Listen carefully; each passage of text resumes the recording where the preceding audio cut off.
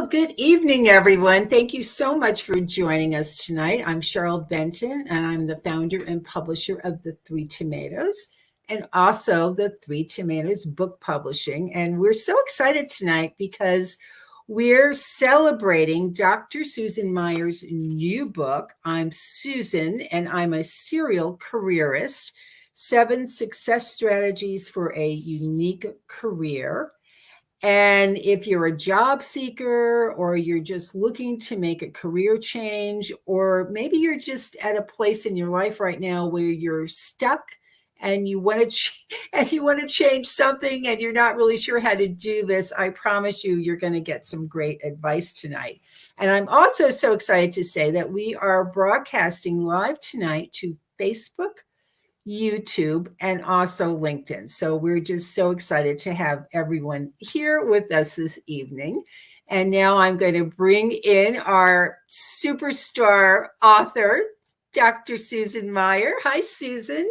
Hi, Cheryl. I know. I'm so happy to have you here. And I'm so happy that, one, we published your book because it's really such a special book in so many ways that's really going to help a lot of people. And before we start that discussion, though, I want to tell people a little bit more about you. So Susan is a life architect. I love that title. And she's a career strategist, and she really knows how to help people create the life they want. And she has literally spent decades working with women and men who want to create a clear path to success. So whether you're looking for a totally different career path, or you simply want to tweak your career trajectory, her extensive experience in life and career and transition coaching will help you take an informed look at your own life and build on what's revealed. So, Susan, let's start first with what is your definition of a serial careerist? Because I think I had not heard that term before, and I'm not sure it's a term that you created, but it's absolutely perfect. So tell us how you define that. I might have created it. I'll take credit for it anyway. A serial careerist is someone who, over their lifetime, has a number of different careers. And it could be 2 or 3, but it often is more than 10. And there are a number of reasons for this happening. One of it is there's a lot of people who are just, I call them easily bored. They call themselves easily bored, and they grow out of their jobs and they have to go and find some new challenges, or people's life circumstances change and they now need a different kind of career. Or in the case of my brother, for instance, his industry disappeared pretty much. He was a technical writer, and they stopped needing them in any number. So you never know what's going to happen. And it's always good to be prepared. And a serial careerist, just if they've done their homework, finds 5 or 6 other things they could move into and moves on ahead. And you've certainly done that, and we're going to get into talking about that. So what was it? You've written several other books, by the way. So what is it that motivated you to write this particular book? There are a lot of exercises in this book that I've been using my entire career. And given the circumstances right now, not only with the pandemic, but with a lot of younger people who don't stay in one career for a long time. And I call them the curious and the restless. A lot of mid-career people who are near retirement, and realize this isn't really what speaks to them anymore. What should they be doing next? Because you shift somewhere in your 40s or 50s from seeking achievement to seeking making meaning. So that can create a serial careerist because they suddenly realize, wait a minute, I have this big vision for my life and I'm not working on it. I need to shift. And then there's a whole other group who are re-entry because they've been home raising a family. or dealing with sick relatives that they had to stay home to care for, or something has happened, and this includes late entry people as well.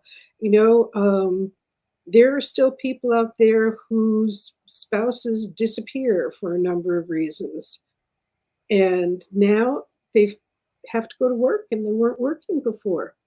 So those are three groups who can benefit from this. And it's a great book also, I have to say, for those of us who have children or godchildren, to give them early on so they can start creating a good plan. Well, that's great, and it's so I love it because it really is a book that can really help so many different kinds of people. And I know we were in your book, you talk about millennials, and it's so different in terms of how they view their career paths, and many of us who started out years ago when, so many people expected to have one career that lasted forever or to stay in one place forever. And of course, many people got disillusioned very quickly by that at some point in their careers. But millennials very much, very often don't expect that as a career path. They expect to change careers and change companies and have new experiences. And then I think it's so important too. We all know so many people, and especially so many women that we all know, who have had very successful careers, and then they somehow get into midlife and they've either been downsized or laid off or something happens, and they don't know where to go and what to do because they don't know how to do anything other than what they had been doing all those years. And then now we add on to all of this the pandemic, which certainly has created another whole level of everyone sitting back and so many people just rethinking their entire lives, and people looking at what they had done career-wise and saying, I don't think this is what I want to do anymore, and what really is important and meaningful. And that's one of the things I think is so powerful about your book, Susan, is your book can help everyone in whatever phase of this they're going through, and even it's just that you're just stuck in your life right now. So one of the things that makes your book so powerful, and one of the things that I really liked about it from the very beginning, and why I really wanted to publish the book, it's not just a book of 7 success strategies. We've all read that, and there's so many books that have here's the key to doing XYZ, and you just follow this path. And that's what the book is about. But you took a very personal approach to this book. And what you have done is you have shared your own personal life story and your life history. And you use that every step along the way in the book to illuminate and help the reader see through your eyes how you can gain insights from your own story. And it's not an easy story that you had either, Susan, because you had a very difficult childhood, actually, and a lot of painful things that happened. And then, like so many of us, as you got older, you had a lot of bumps along the way.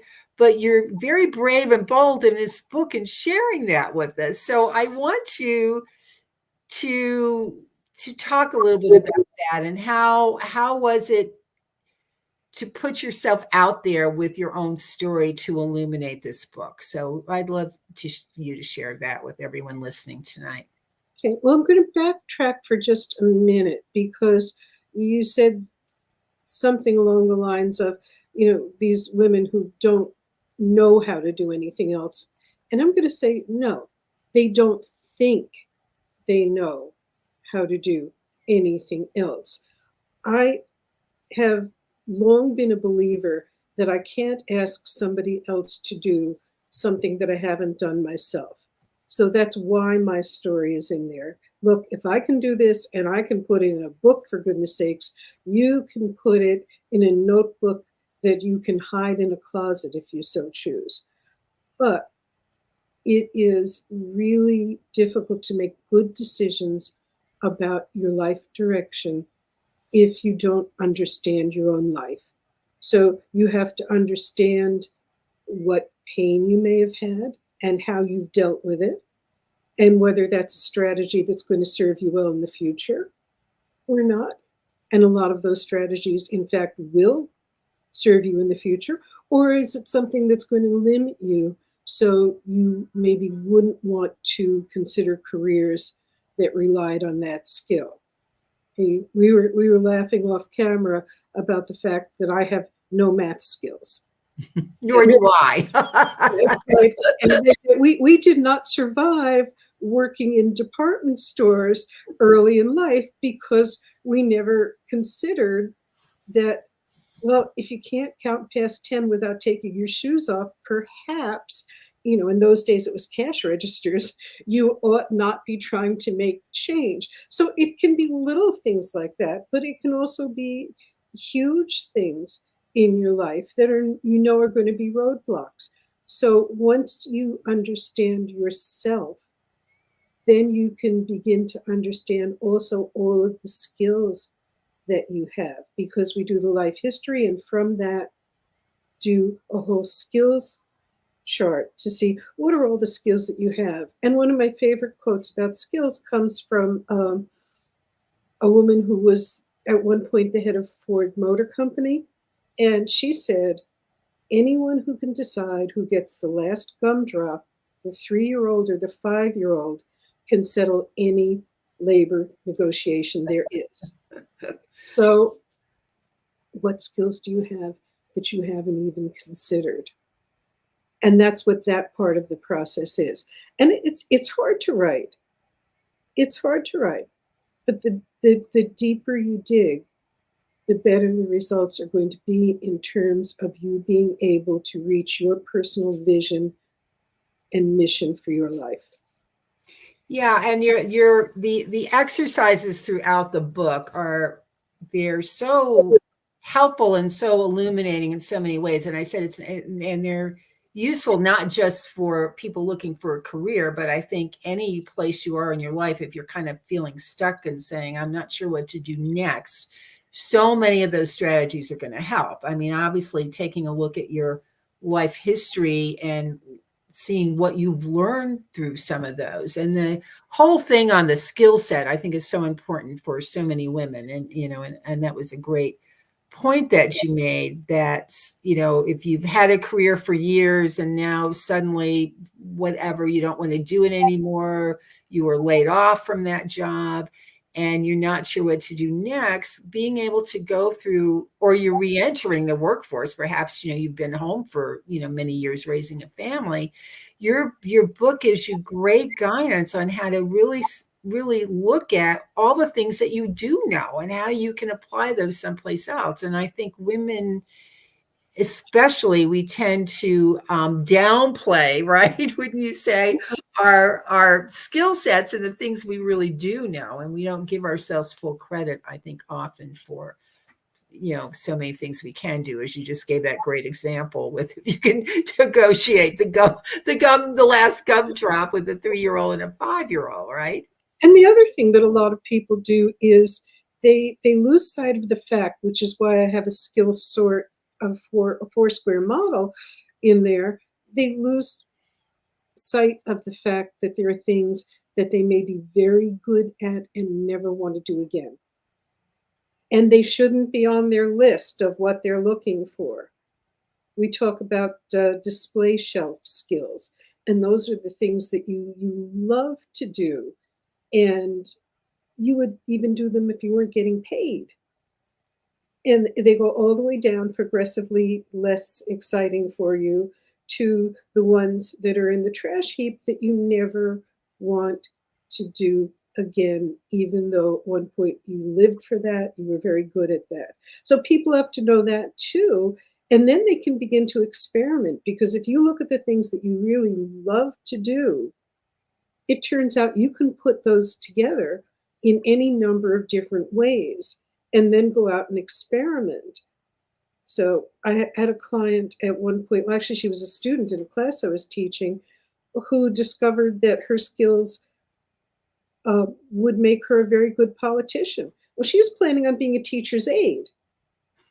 And then when she discovered this, she ran for the community board and she got elected. And then she moved on to the state assembly. And she was an assemblywoman for many years. And she didn't do this until she was in her 50s. Yeah, that's a great example that you give in the book. And then another important thing too that you talk about is you need to update these things too. You need to be updating your skill list, right? And updating the things you like and don't like, because that changes over time. It does. Your vision may not change totally, but it might change a little bit. It might change a little bit. You know, your vision might always be to be of service to humanity in a big, huge way, but maybe the way you want to serve has changed over the years. Your mission may have changed both because you've changed and because what the world needs has changed. So then your goals are going to change. So every few years, you should be updating all of your lists, your support circle list, your skills list sort, and your vision, mission, and goals to see if that's still what you want. But underscoring all of this, I just want to be sure to have said this, is you need a plan, because there's nothing better than a good plan. And you have the option of totally ignoring that plan and taking a detour and then going back to that plan at some later point when you need it.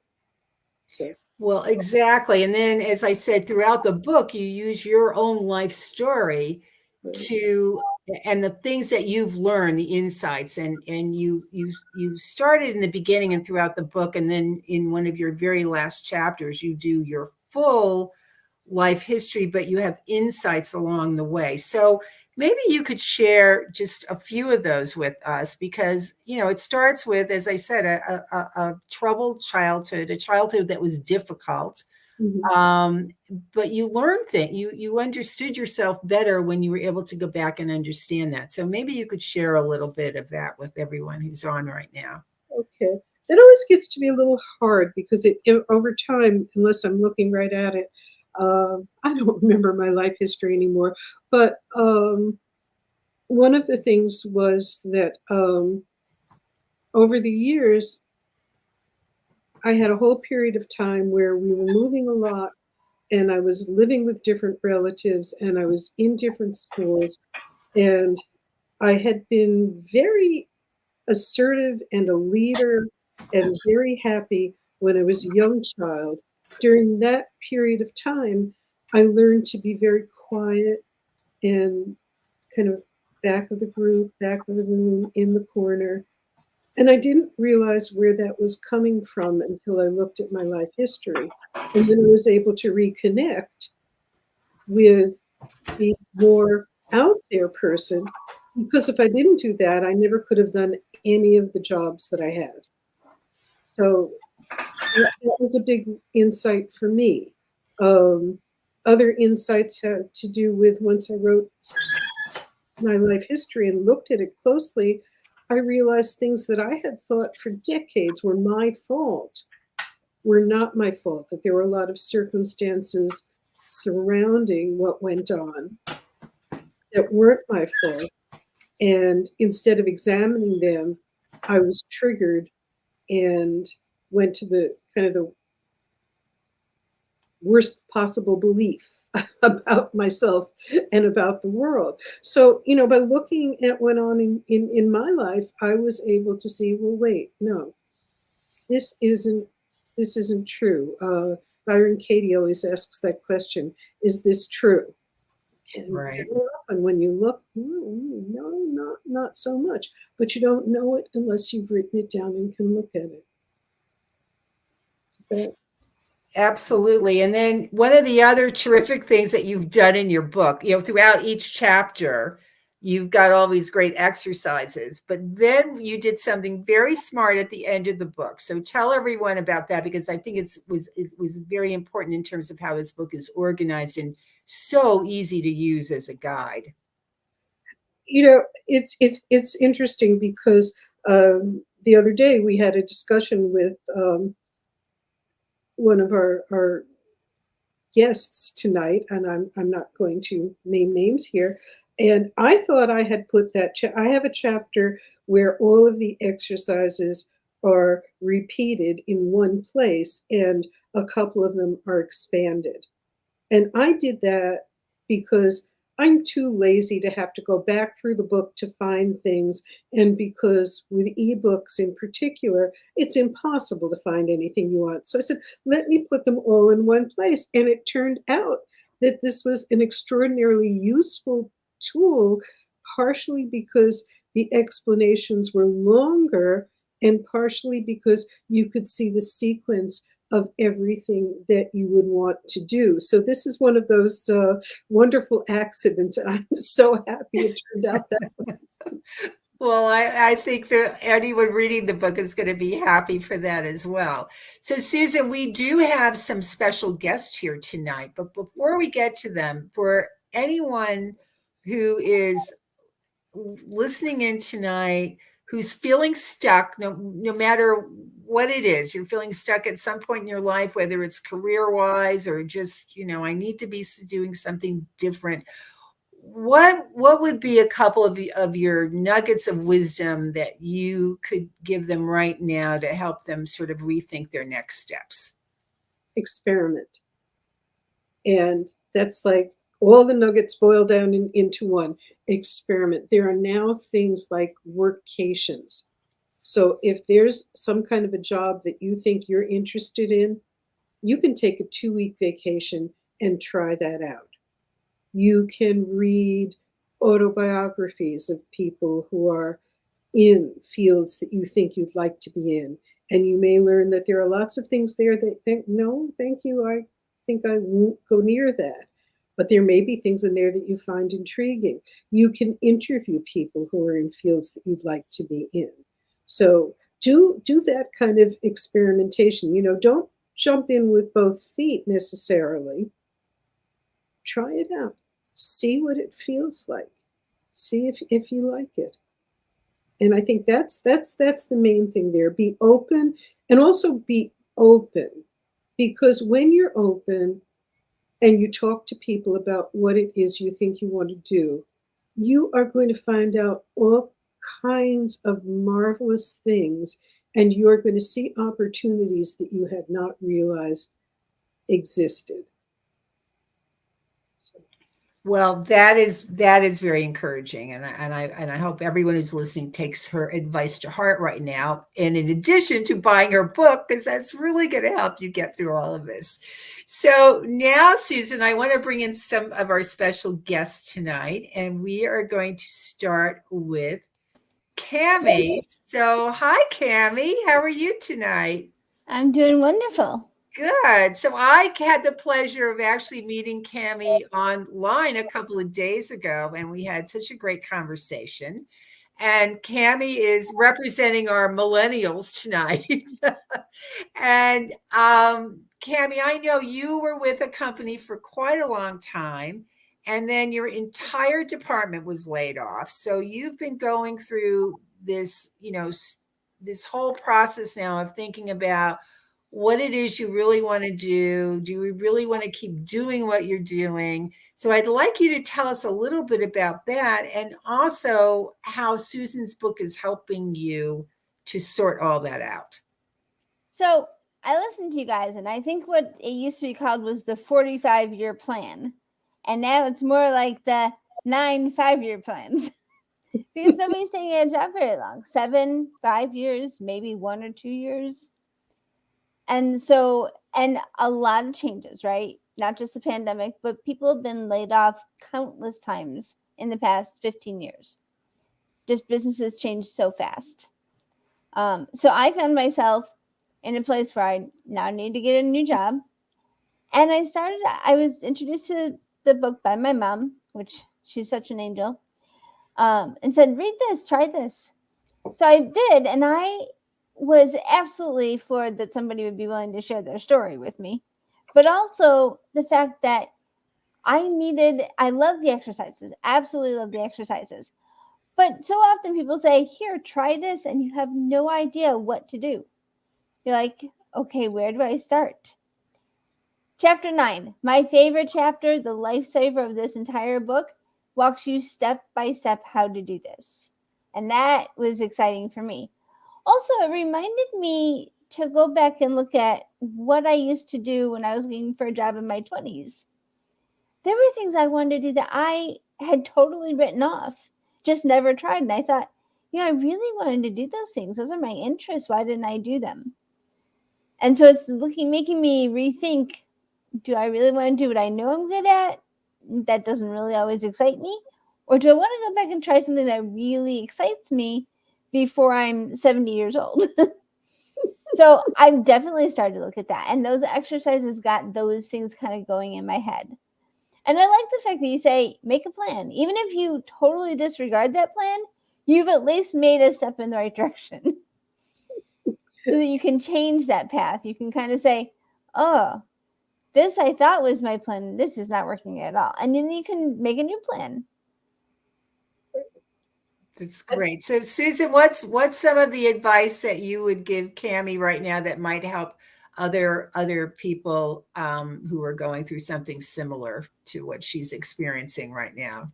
Well, I think I want to underscore a couple of things that Cammie said. And one of them that's really important is go back and rethink the things that you had discounted that you ever might do and see what's possible there. And then talk about them, because Cammie expressed a desire in our little conversation before this call, and not to my surprise, but perhaps to Cammie's surprise, Cheryl had a wonderful resource, and she's connecting Cammie to a resource who may be able to help her get her dream job. So you got to talk about it. Yeah, you have to talk about it. I have come across now probably 3 or 4 people who have said, hey, I know this person, or wow, that's not something I do, but I work with so-and-so, or they own their own business doing this. And I'm like, wow, if I hadn't said anything, they wouldn't have had a reason to tell me. Exactly. Yeah, that is so great. Well, Cammie, thank you for sharing that. We're going to bring you back in just a little bit before we end, but thank you for sharing what you're going through right now. And now we want to bring in another special guest tonight and a friend of Susan's. We have Sonny Pitts. Sonny, it's great to see you. We were chatting too, and you talk about the whammies in life. You sure in heck got hit with them, right? You got your college degree in 2019, all set to pursue stuff. Then of course there was no job. The pandemic hit, and then you were diagnosed with cancer. Mm-hmm. So that was an awful lot of stuff to be going through. And I know, so tell us a little bit about, you're also been a serial careerist, and you've done a lot of really interesting things. So tell us a little bit about that and what you're doing now to figure out what is your next, and how Susan's book is helping you with that. Okay. It's been a bit of a roller coaster ride lately. And all of that happened within about 4 months. So that it was a very short, very steep roller coaster. I started out in life very young as a dancer, and that was my first career.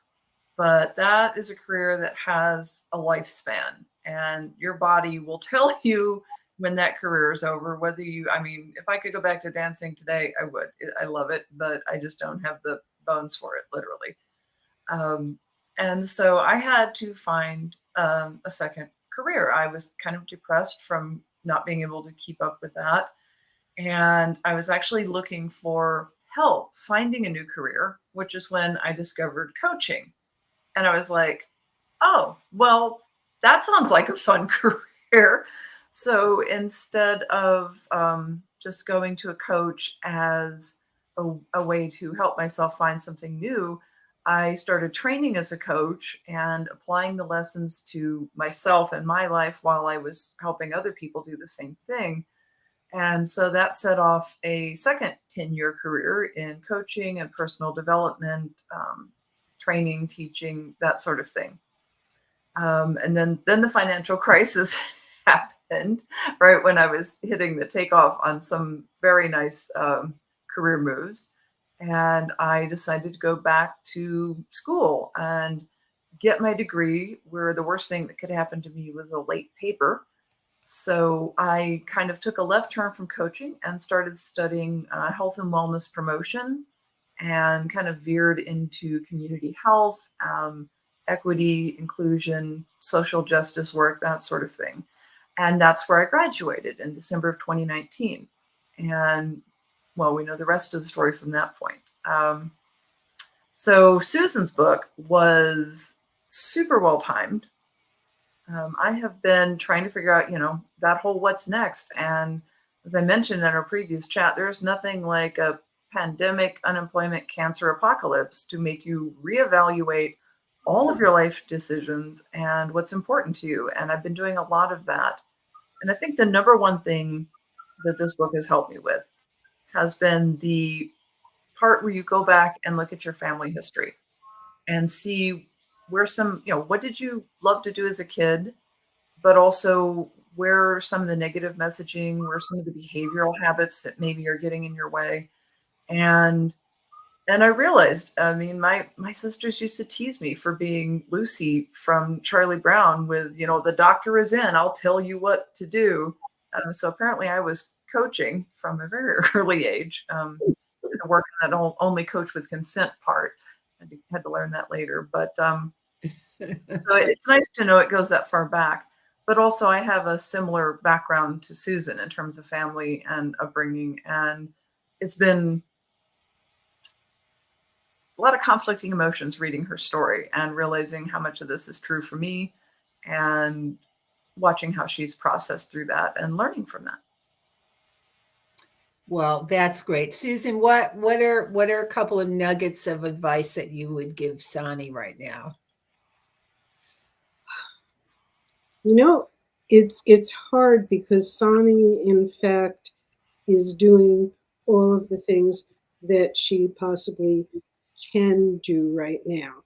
So I think that the learning more about how your family history affected who you became is useful in terms of a whole lot of other things that are not necessarily pertinent to this discussion. But however, you've been doing let me try this and see how this works, and let me try this and see how this works, and yet you've got a clear vision of where you want to be. So I think for her, holding on to that vision and knowing that what she wants is there. It reminds me of some very bad reality TV recently where they had to find a coin under a rock in a field of rocks, So, but the thing about Sonny is she's got the kind of determination that if it takes 900 rocks to find the right rock, she's going to keep going and she gets to the right rock. And that's really the key for you. You already had it. You're realizing more and more that you can use it. So my takeaway from this is rock on. Yes, Sonny, that's Yes, rock on. And we just wish you all the best in that. And we think that's all good things are going to happen for you now, because gosh knows you deserve it. So I'm going to send you back into the green room, but you get to come back in just a little bit. And we are going to now move over to another special guest. We have Karen Bird. And Karen, well, first of all, welcome. Thank you. And you are another serial careerist. And I would also call you a multitasking careerist because you're a coach, a copy editor, an actress. And we've been talking so far with the previous guest about how Susan's book can help them with, what is their next. But your take on this book is that it's a really good tool for other coaches. So can you talk about that? Because I'm sure we probably have people listening in tonight who are also coaches and Sure. are wondering how Susan's book can help them. I think it's a really, really rich resource for coaches and people who are helping other people. I think for one thing, it gives them a structure that doesn't always come out in a one-on-one conversation. Here it is on paper. I'll work through it with you. And as Susan said, the real beauty of any good, well-structured model is the ability to walk in and out of it at different times. And Susan even says it in the book, you know, this book best serves you if you read it start to finish, but you don't have to. And it's really wonderful if you have the flexibility, and a good coach will guide you with that, but basically keep you grounded and keep you in the process. Because what happens is when you tell yourself you can do this on your own, and you start to go off by yourself, and either you buy the book or you download the web class, or, you know, I talk with a lot of people. Oh, I just bought this thing by so and so, and I'm going to get coached, and then 6 months later, did you ever listen to Cheryl's thing? No, I got busy. Right. So one of my favorite coaches ever was a woman named Barbara Scher. She passed away last year, and her tagline was, "Isolation is the dream killer." You want to get something done, you have to be in community. Either get yourself a coach or get yourself a dream team. We used to have these things called success teams. And I think it was Connie who was saying that if you don't talk about it, nobody's going to know you want it, and the universe isn't going to bring it to you. You have to put it out there, and you have to share what you're looking at next. Even if it's just some pie in the sky experiment, even if it's something that sounds totally crazy the first time it falls out of your mouth. And I've heard Susan talk about, well, sometimes we make mistakes. We try a path, we test a hypothesis, and it wasn't what we thought it was going to be. I remember when I was 45, I had the life I really, really wanted when I was 20. And the problem was I wasn't 20 anymore. And I was really unhappy, and I couldn't understand why, because I did everything right. So you try a hypothesis, you say, okay, this didn't work. And what's wonderful about working with somebody else is you really get to understand that you have permission to try stuff out, and you have permission to stumble, and you have permission to not necessarily understand what something's about before you try it. So you try it in small bites. You try it with someone else. You try it vicariously. Sometimes you don't get to do it yourself, but hey, Cheryl, I hear you're doing such and such. Can I kind of hang out and see what it's like to see if I want to do it? Because I think I know what it is, but maybe I don't. And another piece that's really rich and something that the book really serves well is that a phrase I love, and I've heard Susan use it as well, is we don't know what we know. We don't know what our skills are. You were talking before when you were doing your intro about how people have had to change or basically roll with the punches or get laid off or get divorced or deal with an economy or get sick or go into lockdown or whatever we have to do. And we don't understand that for some of us, our greatest skill is the ability to adapt to change. That's a skill. But we don't think about it. Because something I also find very common, mostly in the women I talk to, but in men as well, is that we think just because we are good at something, it's not hard or it's not unusual. And having a book and having a coach or a buddy or somebody going through it with you, or even the book as your buddy, really allows you to understand and to write about and to talk about and really give yourself permission to basically pat yourself on the back and in my life, I got blown away in Hurricane Sandy. I lost my home and everything in it. And so did thousands and thousands of other people. So why is it a big deal? Karen, you touched on something really important, and I would just like to have Susan talk about that a little bit. Well, and then we'll move to our next guest. But you talked about how important it is to have a buddy or have surrounding yourselves with good people. And that's a big point in your book, Susan, is having your cheerleaders, I think is what you call them. So maybe just Susan, talk about that a little bit, and then Karen will bring you back before we end tonight. So just talk a little bit about the cheerleader factor, because I think that's really important for all of us. Well, I think that everybody needs a 4-part support circle. And we need our cheerleaders who will praise us for getting our shoes on the right feet. I mean, it doesn't matter. You did something, they're jumping up and down, cheering for you. You have your comforters that when something goes wrong, they are there for you. And no matter what you're saying, they are going to agree with it. They're going to bring you chocolate. They're going to bring you wine. They're going to wrap you up in a quilt. But if you're going to say, oh, so-and-so is such a rotten person, I never want to see him again in my life, they'll go, yeah, he's rotten. And then if a couple hours later you say, so-and-so is really pretty special, then you're going to say, oh, I knew he was all along. Then you have your critics who are going to help you improve your work. And you have your confronters who are going to say, excuse me, you can't get away with that anymore. And the other thing that I was so delighted that Karen mentioned to me that she liked in the book is that the emphasis on vision and basically what's your purpose? What are you here for? I talk to more and more people who are happy because they know why they're on the face of the earth. And that's very clear, and everything they do centers around that. That can be your big vision, and your mission can play out in any number of ways. So you're so wise, Susan Meyer. This is why you're such a great coach and a great friend too. So speaking of great friends, we are now going to bring in someone who's a great friend to so many of us and is so special to so many people. And I know that she really wanted to come on tonight and tell you how important your book is. So now we're going to bring in Alice Aspen March.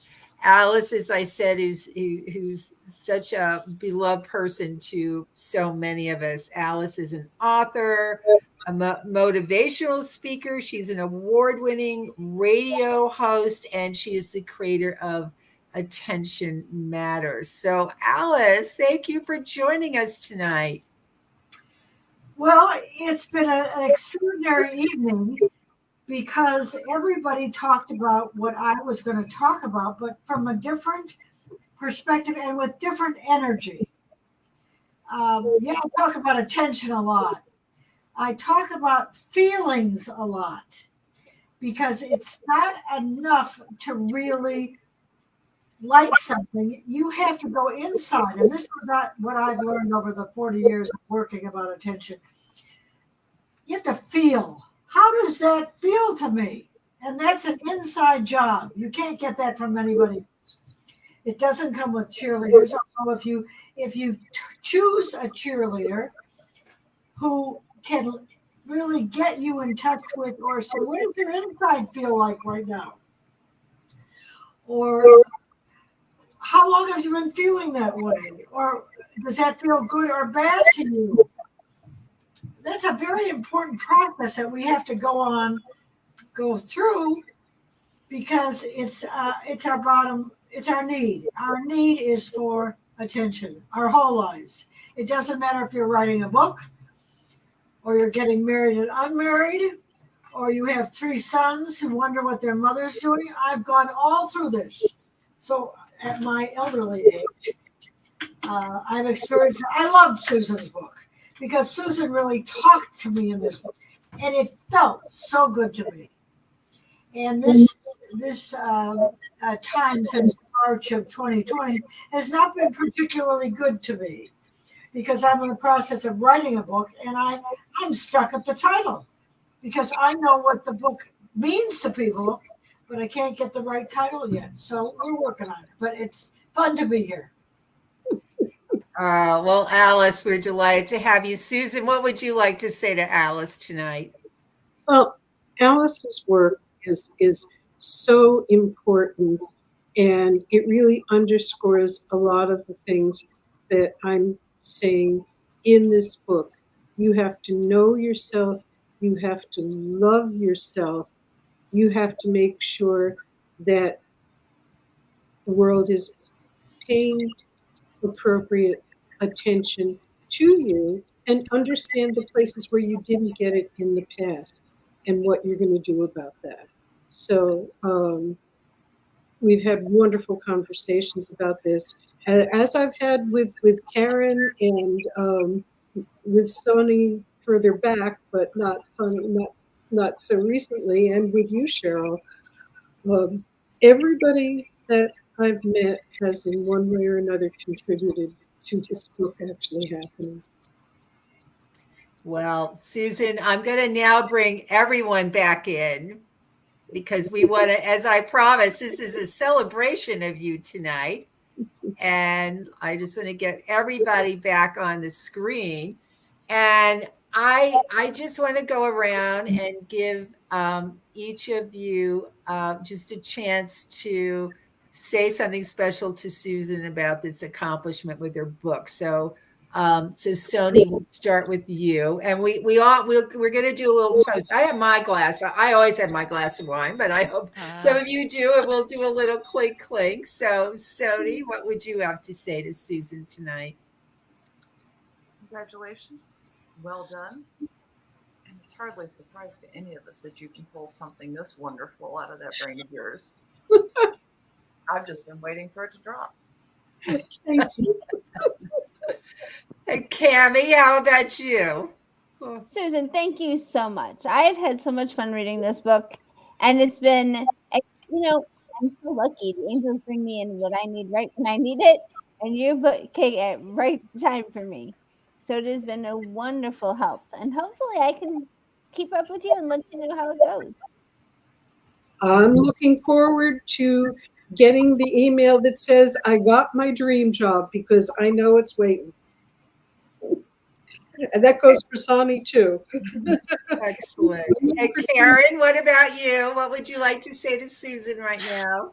I am honored and humbled and grateful. A piece I didn't get to see is that I met Susan originally when she was literally my teacher. And she remains my teacher to this day, even though she has kindly and generously invited me to sit at the table as a peer. I am just so thrilled and honored and really, proud, if I dare say that, of who she is in the world, and really grateful for the opportunity to walk alongside her in this work.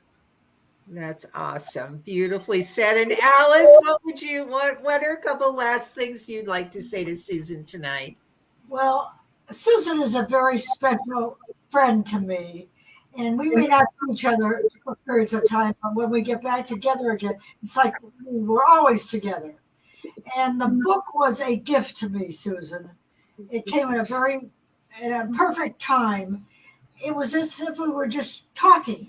And I love that part because I've gone through so much that you've already gone through, and we're highly aligned. So thank you for that. And I do want to say, keep rocking on. Exactly.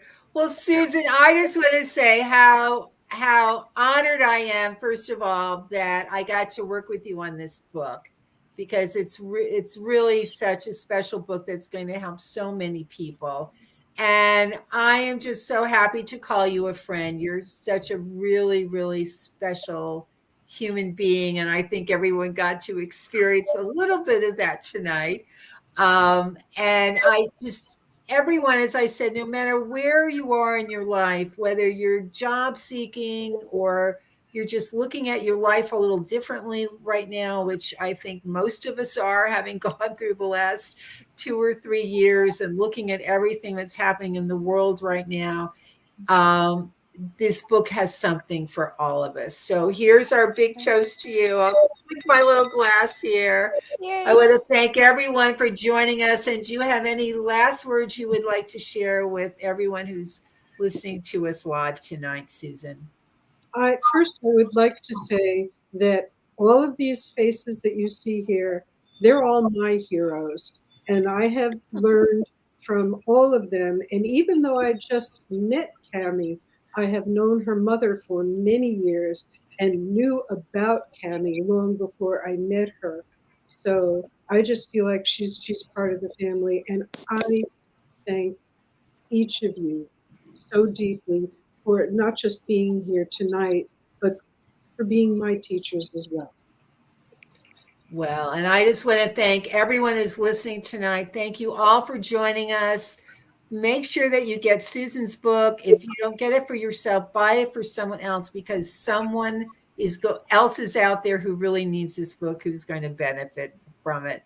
So again, thank you. I know a lot of you have left comments on, I see some of them here on Facebook and YouTube and on LinkedIn. And I know Susan will be happy to go in and respond to any of them. So thank you for spending this evening with us. And thank you to all of these wonderful guests here tonight too. So thanks everyone. Thank